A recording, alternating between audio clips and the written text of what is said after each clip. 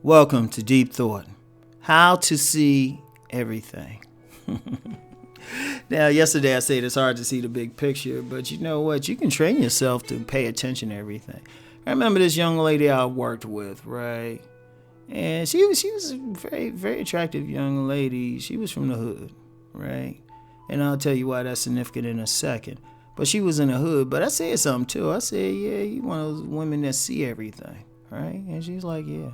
Reason why I mention the hood part, because that's something I've noticed about people who grew up in like rough areas, bad areas. They are vigilant as hell. They see everything. They pay attention to everything, right?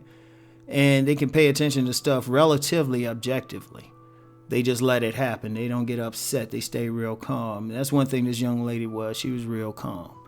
Like she'll just sit. She might see something she don't like. She might scrunch her face up a little bit, but she ain't saying anything, right? But she saw everything, right? That's something I learned growing up in some rough areas. You pay attention to everything. You had to read people, right?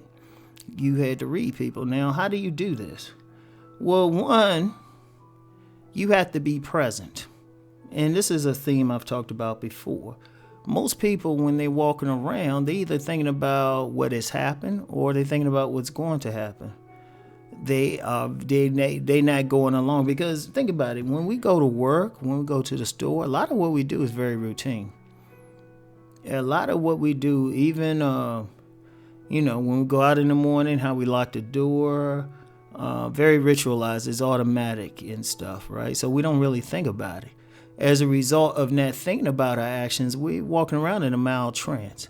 It's not an exaggeration to say that most people are on some type of zombie thing.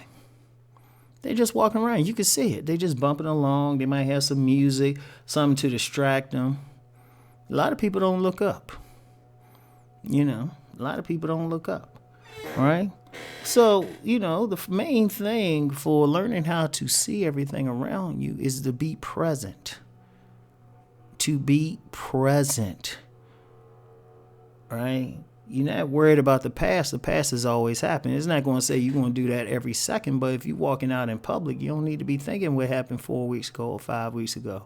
And you also don't need to really be thinking about where you're going, because half the time you know anyway. You just know the direction to go. But how often, if you're walking along, here's an experiment for everybody to do. Go to a park one day. Go to a park or any place where there's a lot of people walking around. One thing, when I used to live and work in D.C., especially downtown, I would go to some of the parks they have. Anybody who's familiar with downtown D.C.? No, they got about 1,000 little parks or something. And I sit on a bench and just pay attention to stuff. I'll sit back. I'll pay attention to the squirrels, sometimes the ants. I just look around. Especially if it's on a cool spring day. That's the best time. Or I say cool spring day or a cool fall day, because you got a nice little wind. It's nice and comfortable. Not comfortable during the summer though. It's not comfortable unless if you got on work clothes. Comfortable if you got on a t-shirt or a tank top and shorts or something like that, and you're just relaxing. And usually you're just relaxing, but take your time. Or if you can't really do that, whenever you're walking, just try to pay attention. You'd be surprised. You start noticing stuff. You ever do that? Because I've said this before, and some people might have followed what I say. You out here, and all of a sudden you see something, and you're like, wait, how long has that building been there? Now, that building's been there a while. Even where I live, I've been in the area I live for about 5 years, and it's funny how I might see something. I was like, how long has that been there? Because at first, sleepwalking. I ain't gonna pretend I'm always present. Because being present all the time, that's really tough for most people. All the time.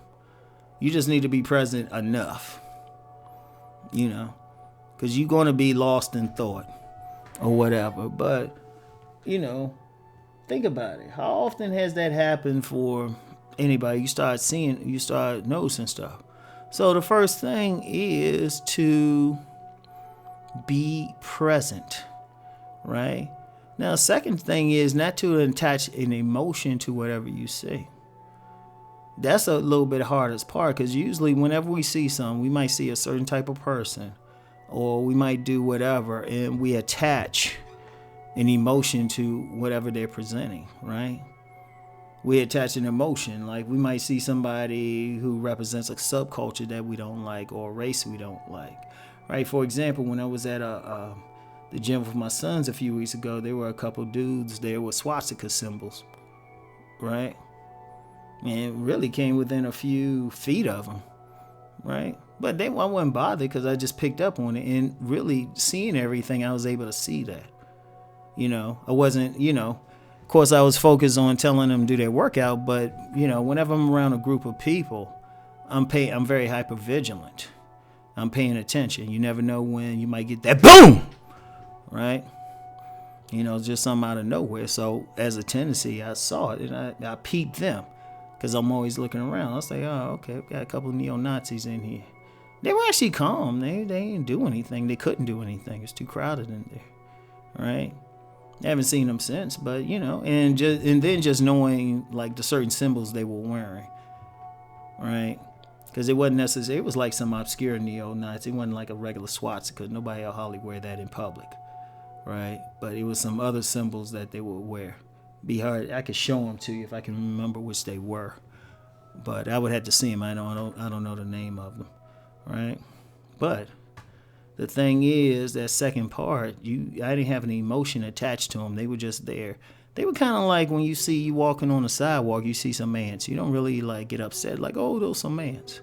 Or a story I told when I lived in my old neighborhood years ago. I was walking down the street and a rat was walking next to me.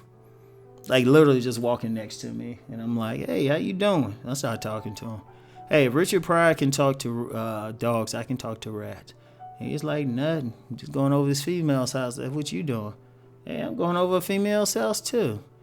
It's like, oh man, you cool. What's your name? Rami. Rami? Oh man, you Romeo, ain't you? I was like, yeah.